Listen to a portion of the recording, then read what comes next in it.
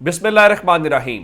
लाखों करोड़ों दुरूदो सलाम मोहम्मद मुस्तफ़ा सल्लल्लाहु अलैहि वसल्लम और आले मोहम्मद पर। मैं हूं उमर दराज गोंदल। आपको सबसे पहली खबर, चूंकि इस वक्त मामला यह है कि फॉर्म 45 और 47 का आज उसमें पहला ब्रेक थ्रू हुआ है और फॉर्म 45 और 47 का जो फर्क है वो पकड़ा गया है। और ये पकड़ा कैसे गया है और अब दोबारा से एक इलेक्शन की तरफ जाने की जो बात है, मैं आपके सामने तफसील के साथ रखना चाहता हूं। आज आगाज होता है बलूचिस्तान के हल्का PB-50 से, जो सूबाई असेंबली का हल्का है। मैंने आपको बताया था कि यहां पे इलेक्शन कमीशन ऑफ पाकिस्तान ने भी कहा है जी वो थोड़ी सी गड़बड़ हो गई है। तो उन्होंने क्या किया कि उन्होंने वहां पे जो 6 पोलिंग स्टेशंस हैं, उन 6 पोलिंग स्टेशंस के हवाले से रीपोल का हुक्म दिया और वहां पे इलेक्शन करवाने का हुक्म दिया। और उसके साथ जो कामयाब होने वाले उम्मीदवार हैं उनका जो कामयाबी का नोटिफिकेशन है वो रोक लिया। अब ये वहां पे जो काम किया गया है, कमोबेश जहां जहां गड़बड़ की गई है यही है। यानी कुछ पोलिंग स्टेशंस ऐसे थे जहां पे टर्न आउट 100% के करीब रहा, जो बहुत ही गैर हकीकी है, जो समझ में नहीं आता। उसके बाद यह मामला वहां से होता हुआ सुप्रीम कोर्ट ऑफ पाकिस्तान के अंदर चला गया और वहां पे यह कहा गया कि इलेक्शन कमीशन ऑफ पाकिस्तान ने गड़बड़ की है। गड़बड़ से मुराद यह है कि आपने 6 पोलिंग स्टेशंस के ऊपर रीपोल का हुक्म दिया, लेकिन बहुत सारी जगहों के ऊपर जो गैर हकीकी वहां पे टर्न आउट था, वहां पे आपने किसी किस्म का ऑडिट नहीं कराया।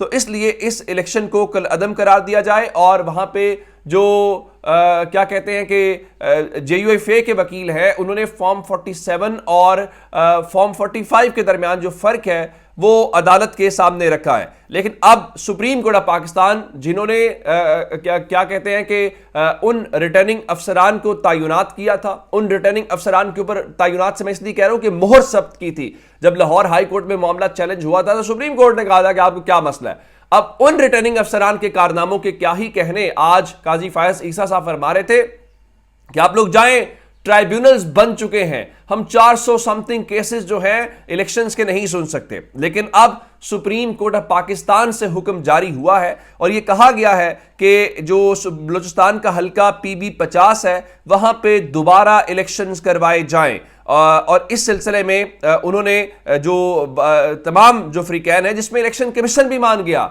यानी तमाम अफ्रीकैन की बाहमी रजामंदी से जो मामला है वो आगे बढ़ा और कहा कि सिर्फ 6 पोलिंग स्टेशन नहीं है, तमाम पोलिंग स्टेशन के ऊपर जो है वो किया जाए। अब सवाल सिर्फ ये पैदा होता है कि आज फॉर्म 45, 47 की बुनियाद के ऊपर उस गंद को, उसका कोई बोझ नहीं ले सका और आज उस हवाले से दोबारा इलेक्शन की तरफ चले गए। आप सवाल सिर्फ इतना पैदा होता है कि इसका खर्च कौन उठाएगा? क्या सिकंदर सुल्तान राजा साहब अपनी जेब से अदा करेंगे कि एक मश्क पहले हुई, पैसे लगे, सब कुछ हुआ, अब दोबारा होगा? और वजह क्या है, गड़बड़ क्यों की गई? या किसी गड़बड़ करने वाले एक बंदे की भी जिम्मेदारी का तयन किया गया है, या आपने तमाशा बनाया हुआ है कि कौम का मैंडेट इधर उधर करो और किसी किस्म की कोई सजा नहीं है, उसके बाद दोबारा री इलेक्शंस के ऊपर चले जाएं? या फिर वहां पे जिनके ऊपर मोहर जब्त की थी सुप्रीम कोर्ट ऑफ पाकिस्तान ने, उस आरओ के ऊपर एतमाद का इजहार किया था और कहा था कि वो इलेक्शंस ठीक करवाएंगे, जो कि उन्होंने ठीक नहीं करवाए। तो क्या सुप्रीम कोर्ट या काजी फायज ईसा साहब इसका खर्च अदा करेंगे? जाहिर है वो नहीं करेंगे। अब इलेक्शन कमीशन ही अदा करेगा। और इलेक्शन कमीशन कहां से अदा करेगा? इलेक्शन कमीशन पाकिस्तान की जो कौम है उसकी जेब से अदा करेगा। और इस तरह से आप जो है वो एक बार फिर इस तमाशे का जो हिस्सा है वो बनते रहेंगे और हमें इसी मजाक में उलझाया जाएगा। और ये जो वारदात आपने बलूचिस्तान असेंबली की आपके सामने आई है, ये पंजाब असेंबली में हुआ है, ये कौमी असेंबली में हुआ है। लाहौर में एक हल्का है, पोलिंग स्टेशन था जहां पे सिर्फ 8 लोगों का वोट नहीं कास्ट हुआ। ये ऐसा हो सकता है? प्रैक्टिकली पॉसिबल है? आप मुझे ये बताइए। अगर आप और तो और छोड़िए, उस पोलिंग स्टेशन के अगर हदूद में जाएंगे तो वहां तो शायद इतने सरकारी मुलाजमीन होंगे जो उस दिन अवेलेबल नहीं होंगे, जिनका वोट कास्ट नहीं होगा, या प्राइवेट जो मुल्क से बाहर है। लेकिन पंजाब में नहीं छेड़ना, उसकी वजह यह है कि नून लीग की अक्सरियत को बरकरार रखना है। अब दूसरी बड़ी डेवलपमेंट यह है, मैं जनरल फैज हमीद वाली खबर देने से पहले आपको पेशावर हाई कोर्ट से मुतालिक बताना चाहता हूं। आपको याद होगा मरियम नवाज की हवाले से उन्होंने एक ऑडियो से मुतालिक दावा किया था जिसमें नून लीग FIA में चली गई। आजकल नून लीग जो है वो FIA को इशारा करती है और FIA 10 कदम आगे जाती है। तो उन्होंने उसके ऊपर उनको बुलाया था लाहौर साइबर क्राइम विंग ने और वो पेश नहीं हुई थी। तो आज पेशावर हाई कोर्ट ने शाहदाना गुलजार के खिलाफ एफआईए को कार्रवाई से रोक दिया है और एफआईए को नोटिस जारी करते हुए उनसे 5 रोज में जवाब तलब कर लिया। दूसरी जानिब जो शेर अफजल मरवत है वो कहते हैं जी मेरे पास ऑडियो मैसेजेस उर्दू और पश्तो में है जिसकी तहकीकात होनी चाहिए, मुझे कुछ भी हुआ तो उसके जिम्मेदार नून लीग वाले होंगे। ये इतने बड़े बदमाश हैं कि इनके खिलाफ आवाज भी ना उठाई जाए। शहबाज शरीफ और मरियम नवाज के खिलाफ मुकदमे की दरख्वास्त जो है वो एफआईए को दे दी है, ये शेर अफजल मरवत का कहना है। अब सवाल ये पैदा होता है कि आपने बाकी तो कर लिया, इनके खिलाफ तो एफआईए एक्टिव हो गई, अब अगर शेर अफजल मरवत दरखास्त दे रहे हैं तो क्या शेर अफजल मरवत की दरखास्त के ऊपर भी उसी तरह से एफआईए एक्टिव होगा या ये सिर्फ तहरीक इंसाफ के खिलाफ ही नून लीग के इशारे के कहने के ऊपर होता है? अच्छा, उसके बाद आप जानते हैं कि तहरीक इंसाफ की हुकूमत या हुकूमत जाने के बाद जनरल फैज हमीद की तो बहुत खबरें आई, जनरल फैज हमीद बहुत खबरों में रहे। आज एक बार फिर जब शहबाज शरीफ ने तलागंग और चकवाल का विजिट करना था तो उससे पहले खबर यह आई है कि जो एंटी करप्शन वाले हैं उन्होंने चकवाल में नायब तहसीलदार सरदार नजफ हमीद को, जो साबिक DG ISI general Faiz Hamid के भाई हैं, उनको गिरफ्तार कर लिया है और बताया गया जी उनकी जो जमानत है वो मनसूख हुई, जिसके बाद उनको गिरफ्तार कर लिया गया है और उनके ऊपर वही जनाब वो रिश्वत का एक मुकदमा है जी, उसमें वो मतलूब है। अब पता नहीं पाकिस्तान के अंदर रिश्वत या करप्शन भी कोई इतना बड़ा मसला है या उसके ऊपर ये कार्रवाइयाँ होती हैं। हाँ, कल एहसन इकबाल साहब कह रहे थे कि कर्ज लेने की एक बड़ी वजह जो है करप्शन है, हम उसके ऊपर काबू पाएंगे। अच्छा, उसके बाद नई जो कहानी आई कि उनको जैसे ही गिरफ्तार किया गया है तो फिर खबर आई नहीं जी जो फैज़ हमीद के भाई हैं वो एंटी करप्शन की हिरासत से फरार हो गए हैं और दौरान हिरासत उन्होंने एंटी करप्शन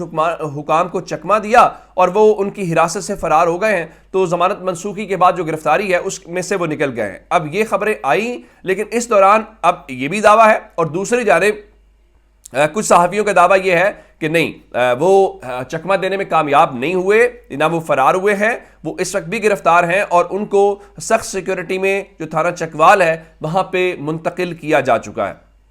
ये तो हो गई जनरल फैज़ हमीद और उनके भाई वाला मामला।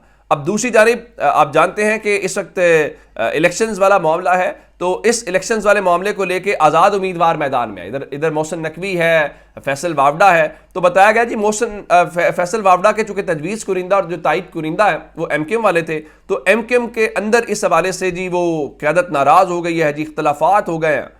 एमकेएम वालों को पता नहीं उनकी सीटें कहाँ से आई हैं, किसने दिलवाई हैं। जिसने दिलवाई है उसी के फैसल वावडा साहब उम्मीदवार है। तो आपकी मजाल है, आपकी चाबी आपको पता है किसके पास है, जिनके पास है वो चाबी दबाएंगे। आप फैसल वावडा क्या, आप पंजाब वाले सेनेटर्स को भी आप कहेंगे जी हम वोट देने के लिए तैयार हैं। तो फैसल वावडा कह रहे जी मैं जो जरदारी साहब हैं उनके बेटे जैसा हूं। बिल्कुल जनाब, उनका पहले मोहसिन नकवी बेटा था, अब आप कह रहे हैं उनके बेटे जैसे हैं। फिर उनसे पूछा गया कि आप किस पार्टी से हैं, तो उन्होंने कहा जी अभी तो आज़ाद का सीजन चल रहा है, तो मैं जब पार्टी का सीजन चलेगा तो पार्टी को देख लेंगे। और उनसे जीत और हार का पूछा गया तो उन्होंने कहा जनाब जो हार और जीत है वो तो इलेक्शंस वाले दिन ही क्या कहते हैं पता चलती है, तो जीत या हार हुई तो अच्छे तरीके से उसको मैं उसको कबूल करूंगा। अच्छा, अब ये मामला हो गया। अब इस दौरान एक और बड़ी इंपॉर्टेंट डेवलपमेंट है जो आपके सामने रखनी है और वो पाकिस्तान के बॉर्डर के हवाले से है। आप जानते हैं कि शुमाली वजीरिस्तान में 1-2 दिन पहले एक हमला हुआ, उस हमले में अफसरान समेत जो जवान हैं वो शहीद हुए और ये एक बहुत बड़ा नुकसान था, जिसमें मैंने आपको बताया कि कैप्टन साहब थे वो 5 बहनों के इकलौते भाई हैं। और ये हमला कहाँ से हुआ, कैसे हुआ, ज़ाहिर आप जानते हैं कि अफगानिस्तान को लेके पाकिस्तान के तहफ़्फ़ुज़ात हैं। अब खबर ये आ रही है कि पाकिस्तान ने अफगानिस्तान के जो 2 सूबे हैं, एक वहाँ पे उन्होंने कार्रवाई की है और उसके अंदर बताया ये गया है कि एक तो पख्तिका जो उनका प्रोविंस है वहाँ पे, दूसरा जो खोस्त सूबा है वहाँ पे रात 3 बजे बताया गया है कि पख्तिका का जो बरमाल ज़िला है वहाँ पे, और उसके अलावा जो सपेरा डिस्ट्रिक्ट खोस्त है वहाँ पे पाकिस्तान के जो तैयारे हैं उनकी जानिब से एयर स्ट्राइक्स की गई हैं और अभी तक पाकिस्तान की जानिब से सरकारी तौर के ऊपर इस हवाले से कोई कुछ नहीं कहा जा रहा। पाकिस्तान सरकारी तौर पे इस हवाले से नहीं कह रहा, लेकिन जो तमाम तर सहाफ़ी हैं, जिस तरह नेमत खान थे, उन्होंने भी लिखा जी पाकिस्तान के अंदर जो है वो पाकिस्तान ने पक्तिका के अंदर और खोस्त के अंदर की है और वहाँ पे अमवात भी रिपोर्ट की गई हैं, लेकिन इस हवाले से जो कोई पाकिस्तान ने ऑफिशियली बात नहीं की। हाँ, पाकिस्तान की जानिब से थोड़ी देर पहले ये ज़रूर बताया गया है कि पाकिस्तान ने ये उन्होंने बताया कि जनाब शिमाली वज़ीरिस्तान में जो हमला करने वाले थे उनमें से उनका मास्टरमाइंड जो सहरा खान जिसका नाम बताया गया, उस समेत कुछ लोगों के मारे जाने के हवाले से अब से थोड़ी देर पहले ISPR का एलामिया ज़रूर आया है, लेकिन इन एयर स्ट्राइक्स के हवाले से कोई कुछ नहीं कहा गया। लेकिन दूसरी जानिब एक जो कुछ सोशल मीडिया के ऊपर अकाउंट्स हैं उनके हवाले से बताया गया है, जिनमें एक तैयारा जो है वो दिखाई दे रहा है, जहाँ पर वो एयर स्ट्राइक करता हुआ दिखाई दे रहा है और उसके ऊपर नो मर्सी लिखा हुआ है, यानी कोई रहम नहीं।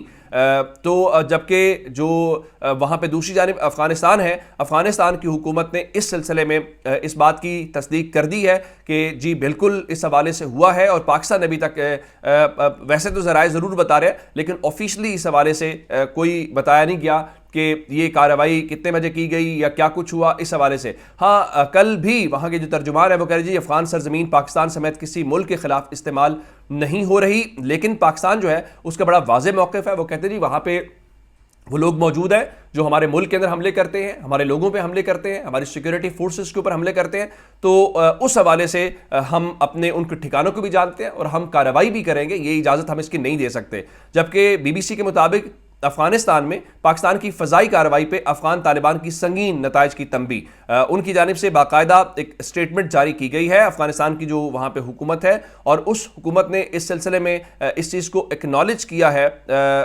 जो क्या कहते हैं कि वहाँ पे अटैक हुआ है या हमला हुआ है, और इस हवाले से जो वो बातें तो वही कहते हैं जनाब हम अपने अफगान सरजमीन इस्तेमाल होने की इजाज़त नहीं देंगे, लेकिन साथ वो ये भी कहते हैं जी अफगानिस्तान और पाकिस्तान के दरमियान के कुछ इलाके हमारे कंट्रोल में नहीं। जब आपके कंट्रोल में नहीं होंगे तो ये तो बर्दाश्त नहीं किया जा सकता ना कि पाकिस्तान के लोग जो हैं वो इस तरह से शहीद कर दिए जाएँ। तो इस हवाले से तो पाकिस्तान करेगा और पाकिस्तान को करना भी चाहिए, और पाकिस्तान ने जवाब दिया, वो कोई भी हो। जहाँ तक ईरान का मामला था तब भी हमने किया, इंडिया का मामला तो भी करेंगे, कोई भी हो। इस हवाले से हमारे यहाँ ना कोई इख्तलाफ है और ना ही इस हवाले से कोई बहस है। जहाँ तक पाकिस्तान की बात आएगी हम अपनी आपस के इख्तलाफात अपनी वो सियासी होते रहेंगे, लेकिन जब पाकिस्तान का मामला आएगा उसके ऊपर पूरी कौम मुत्तहिद पहले भी थी, आज भी मुत्तहिद और इंशाल्लाह मुत्तहिद रहेगी। अपना बहुत सारा ख्याल रखिएगा। खुदा हाफिज़।